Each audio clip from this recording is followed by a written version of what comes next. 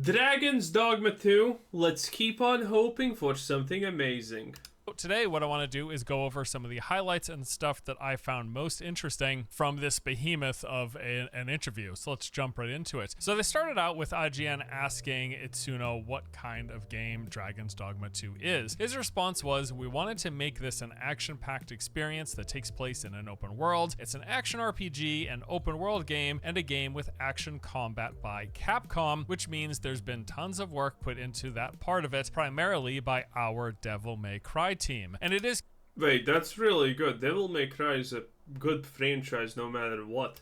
Curious to me that his primary reference here is for combat Devil May Cry. While I don't doubt the lineage of who's making this game, when looking at footage and while playing the original, the first game that comes to mind certainly wasn't Devil May Cry as comparison. I mean, that's true, but I think they're just talking about combat in general. So that appeases me. That absolutely appeases me. The idea that the people who made Devil May Cry combat are making this pretty good, in my opinion. Other than them being character action games, DMC is just much faster paced with all sorts of crazy movement and these over attack combos and attacks and huge animations, whereas Dragon's Dogma, both 1 and this upcoming sequel, is much more methodical, rooted, and seems to line up closely with another Capcom franchise this little series of games you may have heard of called Monster Hunter. Yes, that's the most obvious comparison, at least at a glance, but that is also besides the point, as he was simply saying that it's the Devil May Cry team who's working on Dragon's Dogma Combat 1 and the sequel. In fact, Itsuno himself... You would expect, honestly, it would be more Monster Hunter vibes, but again, Devil May Cry, good combat. Yeah, sure, it's, it's that QTE type of stuff, but at the end of the day, hey, they kind of make good combat. So, good. I'm for this.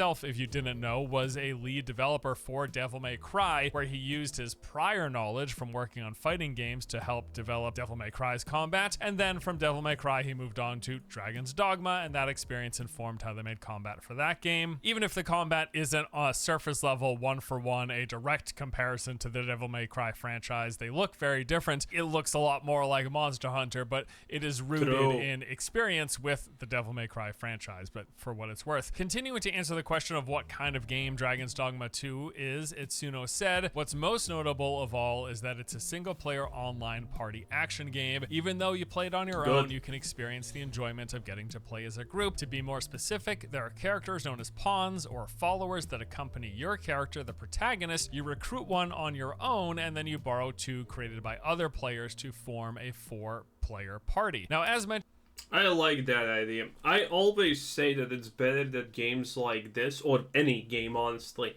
has a companion. Companions add just so much. It's a character that can give meaning and context to the world. It's a character that can explore lore. It's a character that you can like because of, all the things you get to know about them.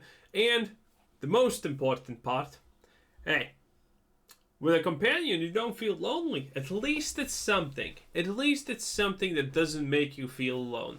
And that, I think, matters the most, honestly, in games like this.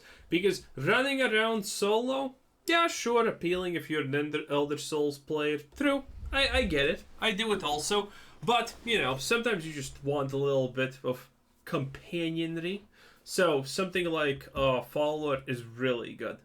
Mentioned in prior videos on this game, the pawn system is one of the more interesting things about the Dragon's Dogma franchise. They are so much more than just AI companions. They learn and grow as they adventure and fight alongside you, and then use that knowledge in future endeavors, being able to actually help guide you, help solve puzzles and find objectives, or locate enemy weak points outside of you having your own personally created. You know what people are gonna do?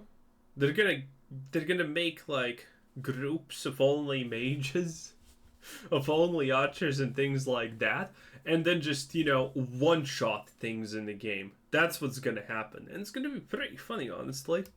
pawn, you recruit those 2 other pawns from other players and then are able to make use of whatever knowledge they acquired when adventuring with whoever made them for the obstacles that you are facing against. It is, I will continue and forever probably gush about this system. It's one of the best iterations of like AI companions I've ever seen in an RPG. Now the next question had IGN asking about, you know, the original game. It was so ambitious. What in particular were they proud of? Here he talked about how falling in love. You know what would be funny with the pawn system, honestly? If people just made a bunch of the same looking pawns, and then people would end up with 3 of the same looking pawns, or 2 of the same looking pawns, or whatever. Probably you can end up with 3, right? 3 of the same looking pawns if you can dismiss your own one. That would be so good. With online multiplayer games in the early 2000s, he really enjoyed them, but hated one particular thing about them, which was dealing with other players. The direct quote here: "I started thinking about making this game around 2001 or 2002. Online games weren't played on connections that were nearly as fast as today's back then, but I still revered them. I had a chance to play some myself, and they were like the worlds I'd always dreamed of, but at the same time, I found them surprisingly annoying. These were games you could be able to play anytime and anywhere in theory, yet I'd have to gather with all my friends to start at a specific time, or I'd feel bad about going to use the bathroom, or I'd get mad at middle schoolers who wouldn't type politely in chat. Because of all of that, I find myself wanting to play online games." Middle schoolers who did not type politely in chat. There you go. You hear it all here, folks. It is what it is. Middle schoolers. I get the idea. Yeah, I agree with this 100%. It makes sense. And you know what? I'm really happy that this game is not like a multiplayer leaderboard seasonal type of thing. Make good game, people will play it. Very simple. Look at Baldur's Gate. It is what it is. While hoping to avoid these kinds of annoying experiences and not having to be so considerate of others. And much of what he's saying here will be familiar to anyone who grew up or still today plays MMOs, games with these massive worlds to explore and tons of other players running around. While those players are a big part of the experience and what I love about the genre, they're also a part of what can make it a total hassle. The time it takes to form a party, to take on group content, waiting for everyone in that group to get to the dungeon, having one or multiple of those people then go AFK at some point while inside the dungeon, or maybe halfway through the run, having one person realize that they forgot to repair their gear, or to buy water so they're always out of mana, or to change their spec, at which point they have... Bro, when you're stuck in the raid at the last boss, and you know you need to do it with the team you currently have, because no one's just gonna ruin their ID by joining a group to deal with the last boss, right? And then some guy's gear is completely red and he needs to go and fix, and it takes 20 minutes, obviously. And then you know what happens? He comes back, and someone else notices, oh wait, my gear's also red, I need to fix. Oh, the MMO classic delights. Have to leave the dungeon and go do whatever needs doing, and then getting to the end of the dungeon, defeating a boss, and having, I don't know, a hunter, ninja loot, your best in slot, spell power, cloth caster, chess piece, even though it makes sense, has literally no value to them whatsoever. This has already happened to me like multiple times in BFD. Those of you who know will know. I'll leave it. America. Okay? Dude, when BFD started in Europe, the first raids were all, a week in, were already just, you know, main spec over off spec need rolls, okay? It wasn't master loot. The guilds were some more master loot than, you know, most pugs, honestly, at that point. Oh, America. Literal shithole. at that. Or maybe you're questing alone in the open world, you're just trying to get some experience, level up, grind some currency, whatever, only to be killed and camped by the enemy faction for hours and hours. If you have played any MMOs over the past 20 plus years, odds are you've encountered every single one of these scenarios, either on the receiving or maybe sometimes on the giving end of that exchange. I love the MMO genre, but it is not without its annoyances. That is absolutely true.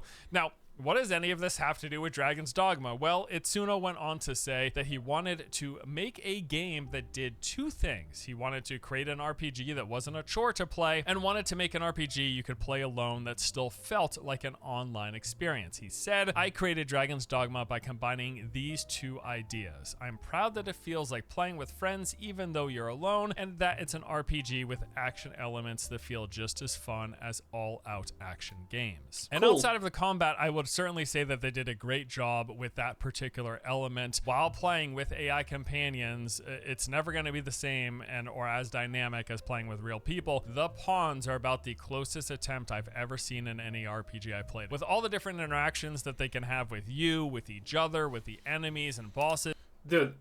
Just watch how the pool is closed happens with the pawn system is going to be hilarious. And with the environment, how they acquire knowledge and share those details with players, like I've mentioned in prior videos. If you kill a pack of wolves, clear a cave of goblins, track down a griffin, whatever it is you do, pawns gain that knowledge on how to more effectively do that thing. They also gain knowledge on all of the quests that you do, NPCs you chat with, the bosses you fight, and then on top of that, the pawns that you recruit from other players can share the info that they gather while playing with them and help you with quests and objectives that you haven't done. It is such a cool system, and it really makes these pawns feel way more alive than most RPG companions, who typically just boil down to being extra hands to help. Yeah, it's gonna be interesting.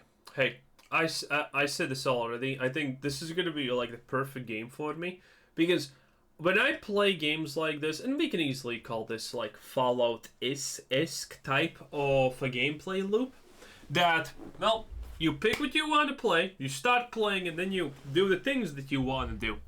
That's how I play these things. I finish the game or get tired of my current save at some point, and that's it. Have I explored every single location? No. But the next time I play, you know what I'm going to do? Well, I'm going to go in the exact opposite direction that I did not go in the first time, and we'll see where that leads me. Yeah, I'm gonna retrick some old spots, but I'm gonna also find new things, and that's gonna keep it fresh. I don't know how even people, honestly, who want to explore every location and do everything like that, play games like this. Do they just spend $500 on one character until they explore every nook and cranny? Well, that's for them to decide, but it's probably still a good experience for them either way, so, no one's complaining.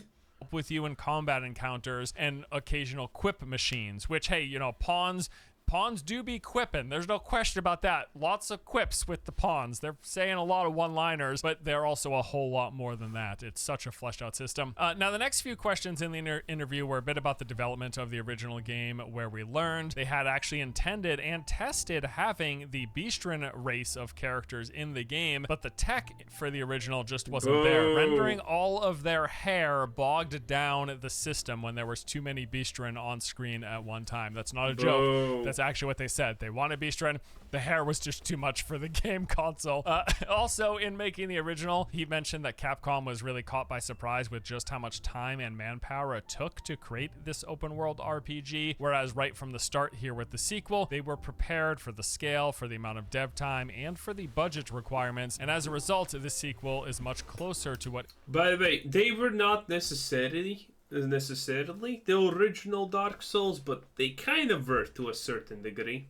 Itsuno had in mind when creating the original. And we also got confirmation once again that the game world is roughly 4 times the size of the first one. But with this large size, they wanted to make sure that it didn't feel too big, that it became boring, or that the player felt like they were just wandering through vastly empty spaces. Because when you hear big, it can be good, but it can also be overwhelming. I mean, nowadays when you say big and someone thinks negatively of that, they're thinking Starfield probably, right? If you've, like myself, played many open world games, you know what we're talking about. So here Itsuno said, I don't want to go too far and make people think I'm exaggerating, but we've placed items on the map and figured out ways to guide the player's eye so that there aren't any moments when they feel bored. This is something that... By the way, this is literally something that everyone does. This is called world design to a degree.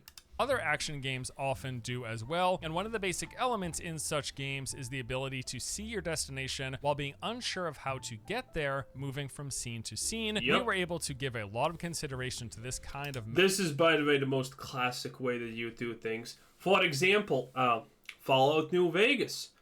Guess what? Guess what you can see from your starting point?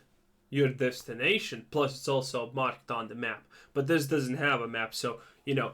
It actually has all of these things. The NCR post with the statue, I always forget what it's called because I just typically kill everyone there and call it a day. Never NCR, boys.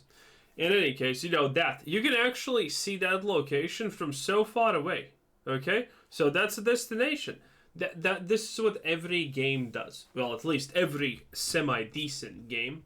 There are other games that don't do that, but hey, it is what it is. Map making with the gray and white box stages before we really sat down to make them. And I'll concur here that in my experience, this is absolutely a staple of any great RPG. Seeing that cool looking thing, be it a castle, a tower, ruins, whatever it is, seeing it off in the distance and then navigating a path to it. As I said, I only don't like one thing about this game, and that is, I often talk about this. It's world design. Look at ruins, this. Whatever it is. Yeah, you see this? This village right here? In a world where trolls, griffins, and giant things like that exist, this village would never exist in the first place. Now, obviously, it looks abandoned, decrepit, that people lived here but no longer. Gee, I wonder why. Maybe because monsters just came up in the night and ate them because they had no defenses. But, you know, there are also inhabited villages that are like this, and Dragon's Dogma 2. And I don't like it when your world has griffins, liches, giant trolls, and things like that are absolutely crazy. And, well, things like this can even be contemplated, okay? The dumbest Hassan communist wannabe rich, born rich trust fund baby could not figure out something as stupid as to make an unprotected village like this in a world where these things exist, okay? This is just the dumbest thing ever. In reality, if monsters like that exist, congratulations. Even a minor village would have constantly 24/7 manned walls that would be probably at least 5 meters tall.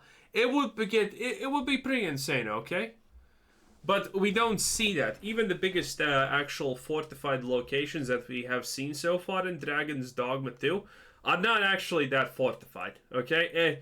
It's pretty crazy. Seeing it off in the distance and then navigating a path to it, while then also coming across some surprises along the way. You think of Skyrim, you think of Dark Souls, you think of Elden Ring, you think of modern day Zeldas. Really, any great 3D modern day RPG has that sort of thing at play, and it really adds a lot to the experience and the exploration and adventure of those worlds. After a brief portion of the interview talking about the game's lore, they then moved on to combat, which is something I'm very interested in. Specifically, they talked about Dragon Dogma's lack of lock-on combat and the fact that dodge is restricted to only certain vocations, to which Itsuno said, ideally for me, a game doesn't need lock-on. In a perfect world, players can't choose who to lock on with the controls, and instead the game decides who the player locks on to on its own. Tons of enemies appear in this. That would be a much more fluider system. I actually think that is true. That is 100% true, in fact. I think it's probably undeniable.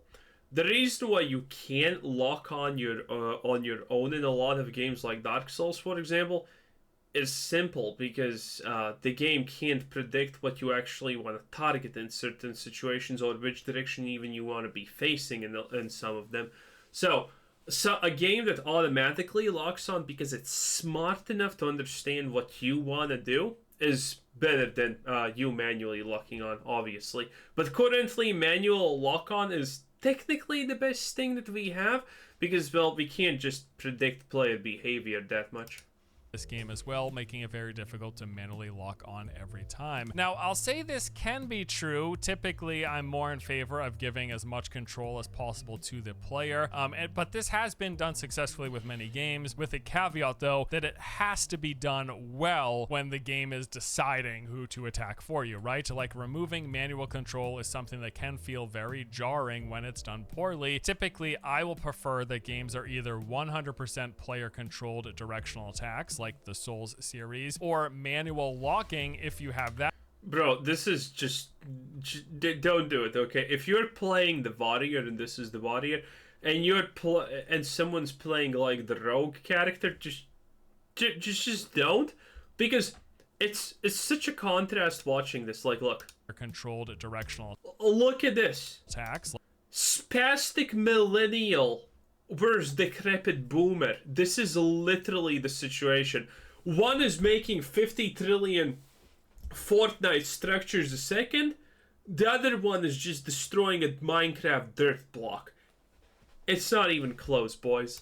Like the Souls series, or manual locking if you have that in your game. I want to once again be able to swap as I please. But having a game that is mostly free control with some attack assisting, that is certainly a valid option so long as it's done well. Like I said, I thought combat felt great in the original, so I can only hope that they have just further refined it here in the sequel. And then he went on to say, as far as the dodging, it is fun to have in battles. Dodge is great if you can do it, but I think it is a very difficult maneuver, so ideally I want to avoid making a game that requires the ability to dodge if you want to have fun. So they've basically, from what I can tell here, looked to design combat encounters where you can dodge with some vocations, but it isn't absolutely required. There will be certain characters that you can play as that do have the ability to dash or dodge, but others that don't, and Itsuno talked about this as well, mentioning that vocations that can't dodge have other systems and techniques that still... Some people are hearing this and thinking, oh, that's a negative. I want to dodge with every class. I hear this is a huge positive, by the way, and you know why? Simple. Because that means that classes are going to feel unique, okay? You're not going to have your guy who's literally, dressed like a battering ram because that's how tanky he is, okay? Doing 15 battle rolls in a row, okay? That's what rogues do. And wizards are probably also not going to do that much. So archers and rogues, yeah, it makes sense. Your tank that literally can't even swim because he's drowning like a rock, yeah, that guy can't obviously battle roll. Wow, I know, crazy, right? And I like that, because that is a good symbolization of the fact that the classes are going to be unique. Well, we already know that classes are going to be unique, but, in a general sense... When I hear this stuff like that, I'm excited. Let them fight effectively. We want players to go ahead and pick the vocation they want based on the actions they're best at. Making something all-powerful will just lead to everyone using that. I don't think an RPG like that would be fun, which is why dodging is limited to specific vocations. So obviously, lots of different ways you can do combat. You can do tab target. You can do full-on free control action. You can do assisted attack combat. Then there's many, many variations and combinations of all of those things in between. I thought combat was totally fine in the original Dragon's Dogma. They're going along that line of mostly free gaming, but some attack assist in the mix. I think that's fine. And if anything, I think it's great that not every single character you can play as in this game is just going to be constantly dodge rolling around everything. I love Souls games, but that is like a predominant focus, at least in the way I've played Soul games, because you can go light and go full roll dodge. That's just what I always end up doing. And while those games do also have the ability to go like heavy and be focused on blocking or focused on parrying or whatever, there are different ways to play Souls games here. I'm not trying to undermine one thing to build up another. That's not what I'm doing here. I'm just stating that there are different ways you can approach combat, and it just seems like those combat playstyles are going to be built into the vocation that you pick. So you can pick the dodging nimble character, but you can also pick the blocking character, and you can pick the character who just does nothing but walk, but has other measures to deal with big bosses and charging and enemies coming in different directions. Yeah, that's a good way to describe it. Directions and all sorts of stuff. They've just basically surfaced it different, rather than just like your equipment load and the weapons you use. It's going to be the vocation that you pick that sort of determines what kind of play style you'll end up having when you play this game. Now, after this, there were several other questions. admittedly, I will say this. There is one bad part about classes being so unique, and it is the simple fact that people are going to pick the class that they don't actually end up liking. It's going to happen, but thankfully, games have respecs, and this game has, well, respecs. Well, vocation changes, I think they're called, but essentially it's a full-on respec. You just change the class that you're playing, which is kind of neat, kind of great, kind of really nice. Get bored of being a mage because a level 1 pigeon kills you? Congratulations, now you're a barbarian, but the pigeon still sadly kills you. It is what it is.